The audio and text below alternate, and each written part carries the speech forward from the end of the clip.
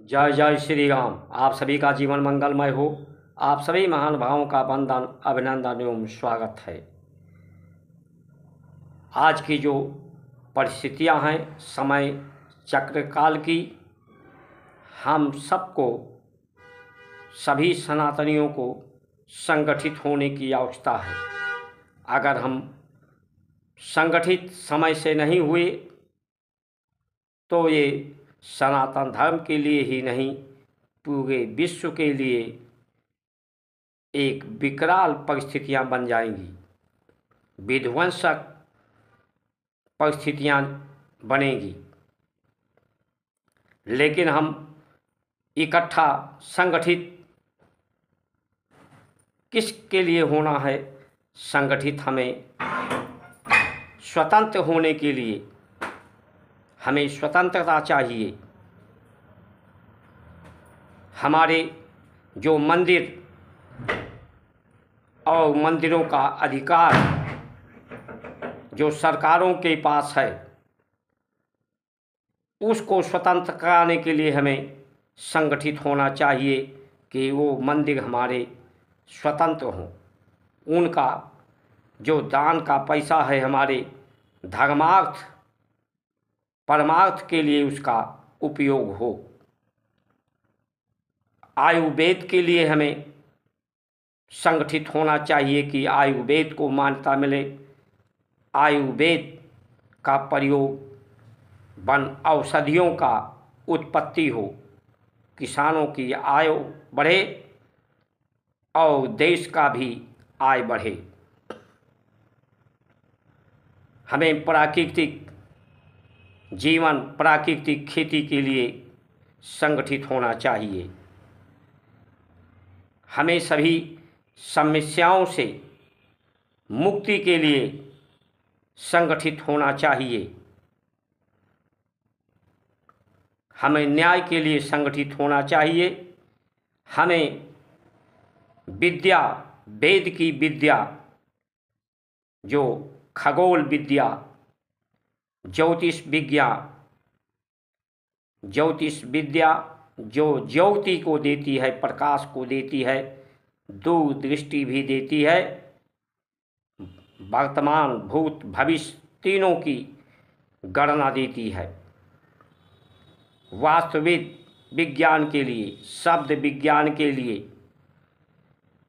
मंत्र विज्ञान के लिए, यज्ञ विज्ञान के लिए, जो धर्म का अधिकारी बनाता है, इंद्रियों की जो शक्ति है, परमात्मा जो अंश के रूप में है, जिनका ये साकार मुक्ति है, सत्य धर्म, जो सनातन धर्म जिसका आदि ना है ना अंत हो, वही सत्य है, वही सनातन धर्म है। उसके लिए संगठित होना चाहिए। जो धरित हो रहा है, धारण हो रहा है, लोग धारण कर रहे हैं प्रकृति, धरती, ब्रह्म और ब्रह्मांड, ब्रह्म का तेज सबके जीवन में हो, सबकी धारणा, ध्यान, ध्येय, स्मृति, संस्कृति के लिए हम संगठित हों। जो प्रेम का रस पिला करके सेवा का भाव, भक्ति का भाव प्रदान करती है, जो संसार के अर्थ परमार्थ को, लोक परलोक दोनों को सफल करती है, जो लोगों को शेष से श्रेष्ठ, पूजनीय, वंदनीय, अनुकरणीय, पूज्यपाद बनाती हो, ऐसा सोपान जो व्यक्ति को अमरत्व प्रदान करती हो, श्रेष्ठ बनाकर, परम पूज्य बनाकर के लोगों, श्रेष्ठ लोगों को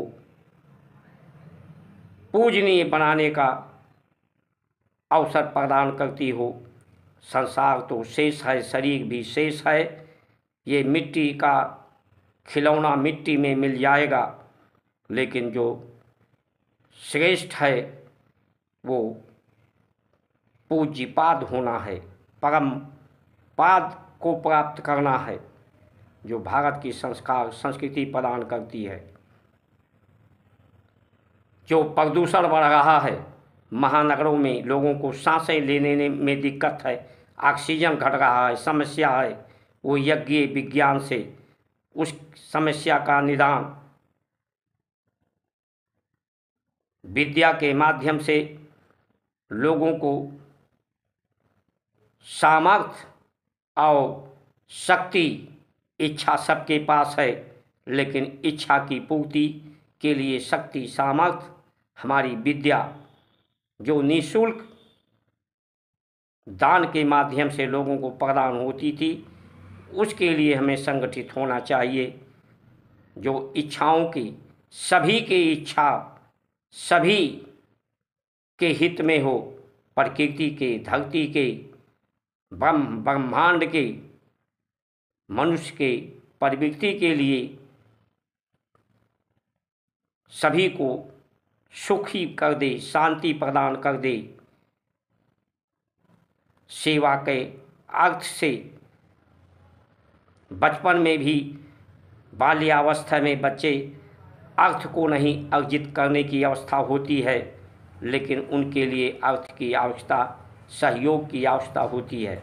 वृद्धावस्था में अर्थ अर्जन करने की अवस्था नहीं होती, लेकिन उनके लिए अर्थ और सहयोग की आवश्यकता होती है।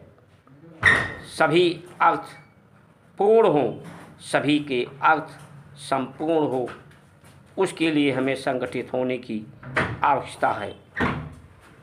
हमें वैद विद्या,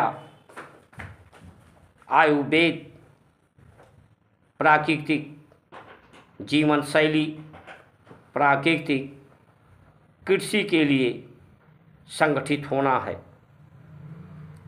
आज जो ये मुगलों के द्वारा, अंग्रेज़ों के द्वारा हमारे धर्म को जो गुलाम और खंडित किया गया है, या आज के लोग जो अपनी आबादी बढ़ा करके, धर्म परिवर्तन करके अर्थ का अनर्थ कर रहे हैं। साईं उतनी दीजिए जामे कुटुंब समाए, मैं भी भूखा ना रहूं, साधु न भूखा जाए। हमारी आवश्यकताएं इतनी हैं, इससे न कम न इससे ज़्यादा, इससे कम और ज़्यादा दोनों अनर्थकारी हैं। उसके लिए हमें संगठित होना है। बेरोजगारी बढ़ रही है, महंगाई बढ़ रही है, अनीतियाँ बढ़ रही हैं, अपराध और अपराधी बढ़ रहे हैं, मुकदमों की संख्या न्यायालयों में बढ़ रही है। न्याय पाना एक जन्म क्या 7 जन्म तक लोगों को न्याय ना मिल पाए, ऐसी आज की व्यवस्था है। शिक्षा व्यवस्था जो स्वार्थपूर्ण है, जो नौकरी और नौकर बनाने के लिए है, वो भी सभी को नौकरी भी नहीं मिल सकती। अर्थ, समय, धन 90% लोगों का व्यर्थ जाता है। नौकर नहीं, विद्या हमारी लोगों को मालिक बनाती है, अधिकार देती है। इंद्रियों का, मन पर बिखरी हुई शक्ति जो शरीर में है, मन की शक्ति बिखरी, इंद्रियों की शक्ति बिखरी, बुद्धि की शक्ति बिखरी, शरीर की शक्ति बिखरी, परमात्मा का अंश पूरा जगत जो काम, मद, मोह, पद के, माया के अधीन जो दुख को और संशय और समस्या का पैदा करती हैं, संसार के गुण, धरती के गुण, इन्हें शुद्ध करने के लिए, प्रबुद्ध करने के लिए हमें संगठित होना चाहिए। और जो आज के लोग इस धर्म का, सनातन धर्म का विरोध कर रहे हैं, उन विरोधियों से सामना करने के लिए हमें संगठित होना चाहिए। भारत की संस्कार संस्कृति सभी जगत के लिए, विश्व के लिए सबको शांत प्रदान करने वाली है, सबको स्वस्थ रखने वाली है, चाहे वो प्रकृति हो, धरती हो, अंबर हो। ये अंबर पर जो नीला छतरी है, जिस छतरी के नीचे हम लोग सुरक्षित हैं, वो छतरी भी आज की परिस्थितियाँ उस छतरी को भी तोड़ रही हैं, नुकसान क्षति पहुंचा रही हैं। प्रकृति का संतुलन न होना, वायुमंडल में ऑक्सीजन का कम होना, आबादी का बढ़ना, बीमारियों का बढ़ना, बीमारग्रस्त आज लोग 90% होते जा रहे हैं। सब तरफ बीमारी ही बीमारी, लोग बीमारग्रस्त विश्व में होते जा रहे हैं। विश्व में लोग असंगठित होते जा रहे हैं, असमंजस में होते जा रहे हैं, माया के अधीन, जगत के गुणों के अधीन, काम, मद, मोह, लोभ के अधीन लोग अपराधी और हिंसा, अत्याचार, आपस में द्वंद्व, विरोध, युद्ध की स्थिति जो दुखदायी परिणाम देने वाला है, उसके विरोध में हमें संगठित होना चाहिए। इन्हीं वचनों के साथ आप सभी का सुमंगल कामना करते हुए जय श्री राम।